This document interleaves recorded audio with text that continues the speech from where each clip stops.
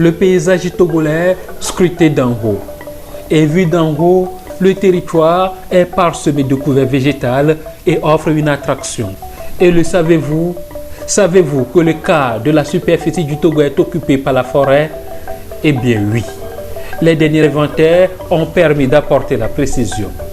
Un héritage qu'il faut entretenir et sauvegarder pour répondre aux visions de la protection de la nature et du développement durable.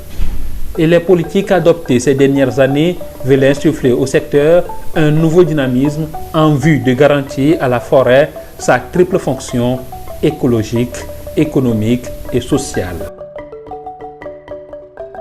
Le ProRED, ou le projet d'appui au RED+, Readiness et réhabilitation des forêts au Togo, est l'un des projets phares du ministère de l'Environnement. Conçu par la coopération germano-togolaise et mis en exécution depuis 2014, le ProRED avait une ambition, contribuer entre autres à la réhabilitation des forêts.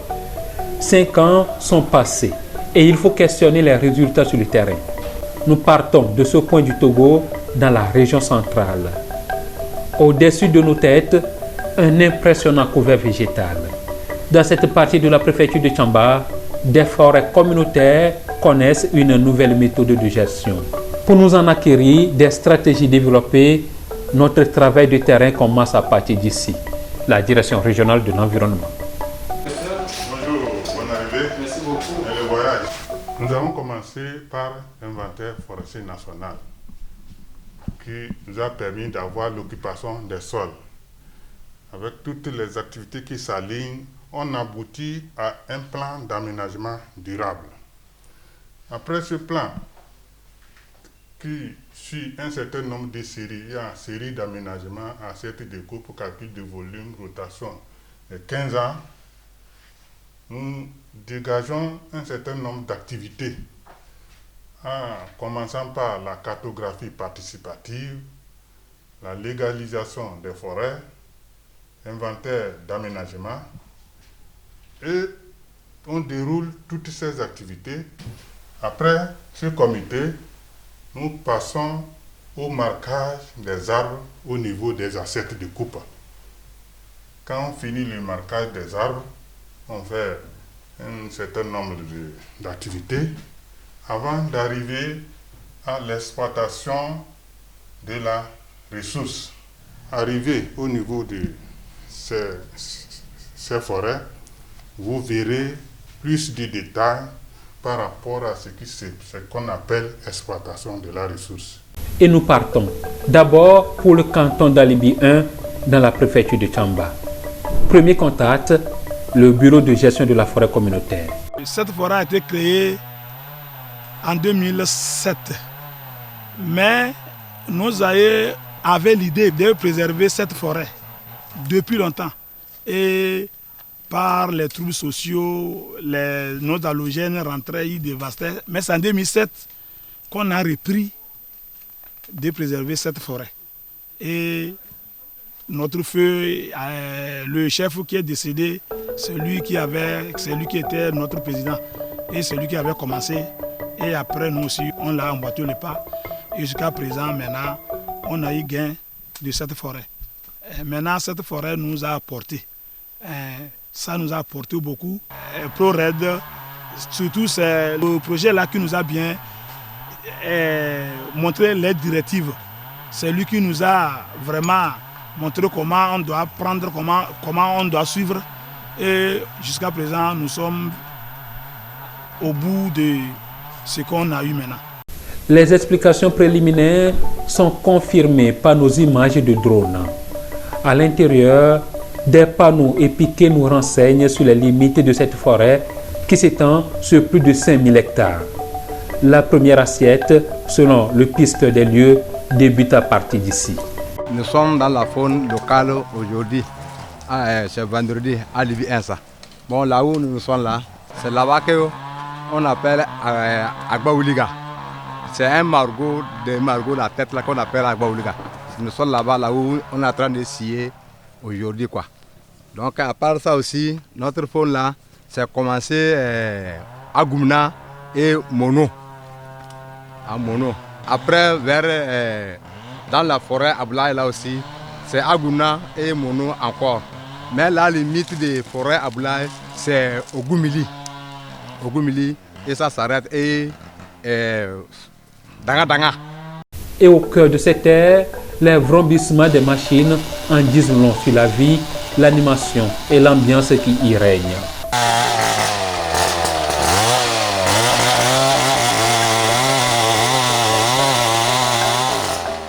C'est la saison de l'exploitation. Agents des eaux et forêts, membres de la communauté et opérateurs économiques animent l'écosystème. Le plan d'aménagement innovant introduit par le ProRed Plus le veut ainsi. Au premier abord, nous avons constaté que le plan d'aménagement et de gestion de la forêt communautaire d'Alibi 1 est focalisé sur la conservation uniquement. Alors nous avons élaboré un document additionnel du plan d'aménagement.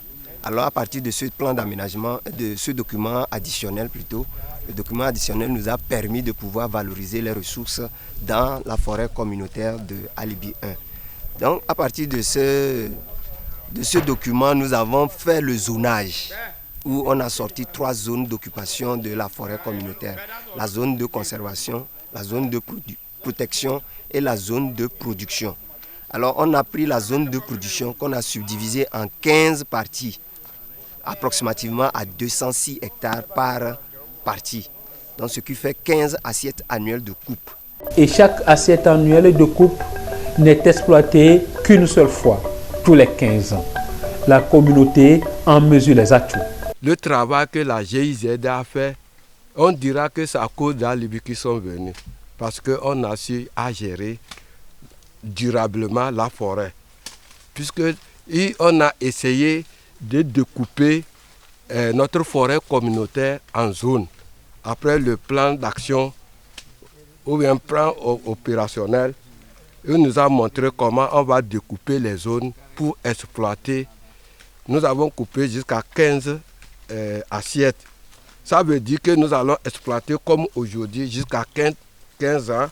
Et jusqu'à 15 ans après, on recommence là où nous avons commencé. Ça veut dire que nous, on est dans le paradis.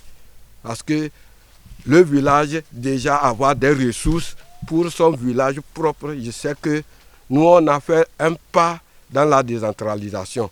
On sait que nous pouvons gérer durablement et au moins nos enfants, on peut les amener à l'école, à part les bâtiments que nous aurons à gérer, à construire. Ce que nous avons vu avant là, on vient ici, on fait la chasse seulement. Pour tirer, celui qui a tiré, ça va manger l'icelle. Même il y a les grands villages, quelqu'un, mais on ne peut pas trouver à manger. Mais maintenant, on a changé, comme vous, grand, vous montez là. On a changé que ce n'est pas ici qu'on va faire la chasse. Maintenant, on a laissé les bandes là. Tout le monde, même les vieux et les jeunes, tous les gens qui sont de Alibi là, chacun va trouver quelque chose dedans pour manger. Ali est un opérateur économique. C'est lui le regagnant de l'appel d'offres de cette saison d'exploitation. C'est grâce à l'organisation de la forêt là que nous aussi on a pu employer des gens aussi comme ça. Et un justicier qui peut gagner au moins 450 000 par, disons jusqu'à la fin du travail. Un jackboy qui peut aller au moins aussi à 80 000 francs. Et les chargeurs, les débardeurs, tout ça là, peuvent aller aussi autour de 100 000 jusqu'à la fin de la saison. Donc c'est grâce à cette organisation que nous aussi, dans notre entreprise, les établissements amitiés, nous avons pu recruter ces gens-là pour les employer au moins. L'approche de gestion durable de la forêt a visiblement reçu l'adhésion de toutes les parties prenantes. Et aussi bien les scieurs que les débardeurs, chacun y trouve pour son compte.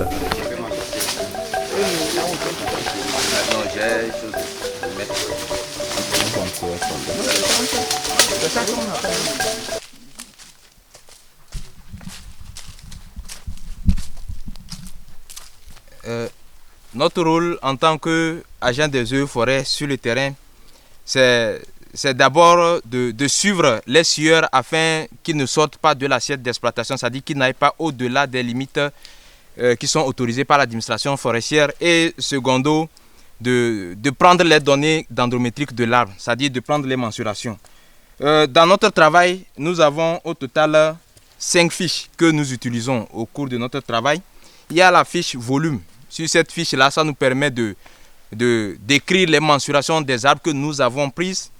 Nous avons aussi la fiche tronçonneuse qui nous permet de suivre l'état technique des tronçonneuses et aussi des scieurs aussi. La fiche de waypoint. La fiche de waypoint sur laquelle nous écrivons les coordonnées géographiques des arbres que nous avons pris. La fiche débardeur qui nous permet de suivre l'enlèvement des produits qui ont été coupés et qui sont mis en planche, planchette et puis autres. Et enfin, la fiche de résumé journalier qui nous permet de résumer en somme ce qui a été fait dans la journée. Le modèle est développé et testé dans 2 autres communautés, à plus d'une 50aine de kilomètres d'Alibi 1, Goubi.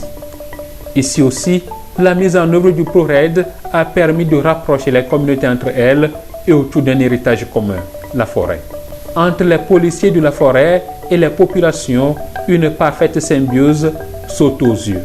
Une fois que la carte au sol a été produite, nous nous sommes rendus sur le terrain pour matérialiser à l'aide des outils GPS les limites du canton de Goubi et les différentes ressources dont dispose ce canton afin de produire une carte participative qui constitue la base de l'aménagement du territoire et de la gestion durable des forêts communautaires. Régulièrement, une descente sur le terrain est nécessaire pour des opérations précises telles que définies par le plan de gestion.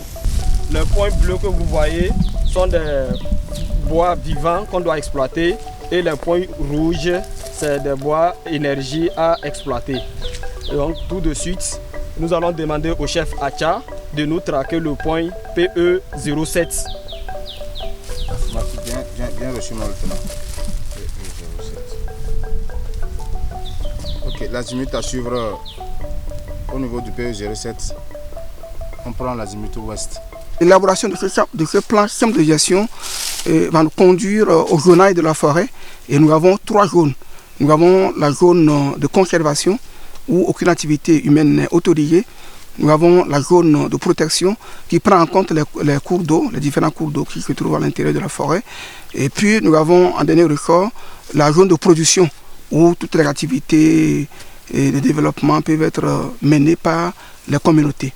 Alors c'est dans la zone de production que nous avons fait la planification des activités de développement. Et cette zone de production a été sériée en 15 parcelles que nous appelons assiettes annuelles de coupe. Des préliminaires pour la prochaine saison d'exploitation. Les inventaires d'aménagement s'effectuent au vu et au su de tous. La communauté cerne de plus en plus les enjeux de développement de leur milieu en lien avec la gestion durable de leur patrimoine forestier. Des initiatives sont prises à cet effet. Nous avons constaté qu'il y a l'entrée des bouviers dans notre forêt communautaire. Il y a certains même qui y s'installent. Et nous avons fait une réunion avec le chef de notaire et plus le comité de gestion. Et de notre retour, par exemple, de Lomé, pour l'atelier de clôture, nous avons décidé maintenant de gérer efficacement, de bien surveiller notre forêt. Et nous avons dit, à partir de 27, nous n'allons plus voir les bouviers entrer dans notre forêt. C'est pour cela que nous avons essayé de fabriquer ces panneaux d'interdiction et nous venons de les installer. Le projet ProRed a permis à nos forêts tant déboisées de retrouver une régénérescence du couvert végétal. Et cette régénérescence, nous savons tous que cela pallie tant soit peu à l'amélioration du climat dans le milieu et la gestion des ressources forestières équitable et durable permet de profiter aux propriétaires terriens. La conception et la conduite des premiers tests d'exploitation durable n'ont pas seulement été consacrés aux surfaces forestières communautaires. Un peu plus au sud, dans la région des plateaux, la forêt classée de Missahohe.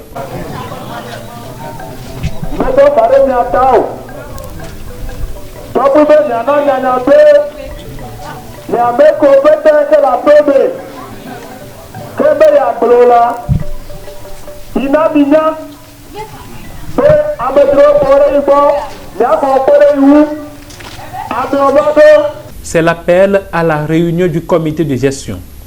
D'un peu partout, les membres arrivent. La mobilisation juge de l'importance accordée au sujet.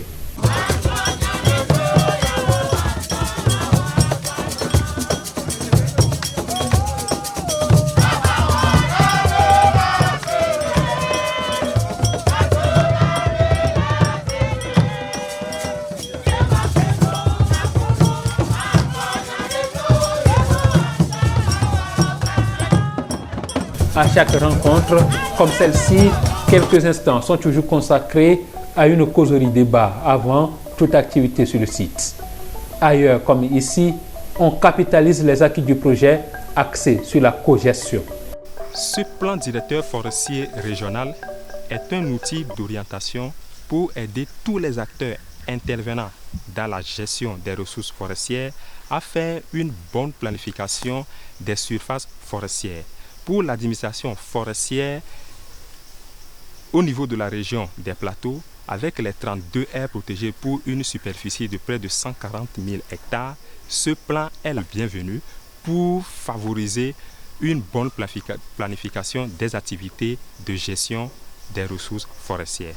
Avec l'appui du ProREDS, qui nous a permis de définir un schéma clair du partage des bénéfices tirés de la forêt, les populations se sont vues encore très intéressées par la gestion de cette forêt-là. Là, ils participent encore plus par rapport à ce qui se faisait avant. Avant, les populations se livraient à des activités illicites qui détruisaient les ressources de la dite forêt. C'est parce qu'ils ne trouvaient pas leur avantage dans la gestion de cette forêt qu'ils le faisaient. Et maintenant qu'ils sont associés à toutes les étapes de la gestion durable de cette forêt-là, ils s'intéressent encore plus et ils émettent encore le vœu que cette activité se perpétue pour les générations à venir. Si les résultats des 5 ans d'activité ont pour corollaire la restauration de la forêt, les populations affirment leur détermination pour pouvoir y tirer davantage de profit. Prosper, ce féru de la nature et de l'environnement, reste confiant. Une forêt, c'est une grande richesse. Donc dans cette richesse, il y a beaucoup d'atouts. Donc vous pouvez profiter de la forêt pour faire d'une population une population heureuse. Vous pouvez profiter de la forêt pour faire de belles constructions locales. Mais ce qui est plus important, en tout cas pour moi, c'est que vous pouvez profiter de la forêt pour attirer le tourisme. D'autant plus que la forêt, aujourd'hui, est devenue rare dans nos régions. Nous sommes sûrs de nous-mêmes, comme quoi, avec juste la protection de la forêt en tant que telle, il y a 2 avantages naturels comme la pluviosité, les champignons, les papillons, les orchidées et la fraîcheur qui attire tout le monde. Avec la main en conscience, on le savait, mais on ne trouvait pas notre intérêt en tant que tel. La population ne trouvait pas son intérêt en tant que tel. Aujourd'hui, on voit la valeur d'une forêt à travers l'aide que nous a apportée, la formation que nous a donnée la GIZ. Et beaucoup comptent sur les transferts de compétences en matière de la gestion durable des surfaces forestières pour rendre pérennes les actions. Les populations ont mesuré vraiment l'impact de ce travail-là et ils sont très enthousiastes et ils souhaitent d'ailleurs que ça continue ainsi. Mais aujourd'hui, nous nous sommes dit que le projet est à terme, pratiquement à terme. Ce n'est pas que le projet est fini, mais c'est juste un passage de relais qu'on est en train de nous faire. faire en sorte que les initiateurs et les partenaires techniques et financiers, ils ont fini la phase pilote. Maintenant, il nous revient, nous, populations ici, de continuer le travail qui nous ont appris, ce qu'on a appris, de le continuer. Et nous nous engageons à continuer. Et tout ce qu'ils ont utilisé nous a été confié. Il y a du matériel que nous avons acquis dans ce projet-là qui va nous permettre de faire ce travail. Et nous nous sommes dit, juste après la fin du projet, d'ici le mois prochain, ou bien le mois prochain, nous allons pouvoir faire une réunion du comité pour planifier des activités maintenant à pouvoir exécuter dans ce processus. Donc pour nous, nous allons continuer comme ça et jusqu'à la fin. Et ce sera la manière de la forêt sera gérée définitivement. C'est ce que nous sommes en train de faire au niveau de la préfecture de Cloto ici. La fin du projet ProREDS nous conduit à inviter le gouvernement à s'approprier ce projet tout en aidant les propriétaires terriens dans les zones qui n'ont pas connu cet appui à développer cette même stratégie, puisque la chaîne de valeur créée par ce projet dans son mécanisme d'exploitation des ressources forestières implique toute la population, sinon tous les acteurs dans le développement du pays. Les modèles de gestion durable des ressources forestières ont été développés et testés sur un ensemble d'environ 410 000 hectares, soit environ 27% de la surface forestière du Togo. La mise en échelle est-elle envisageable ?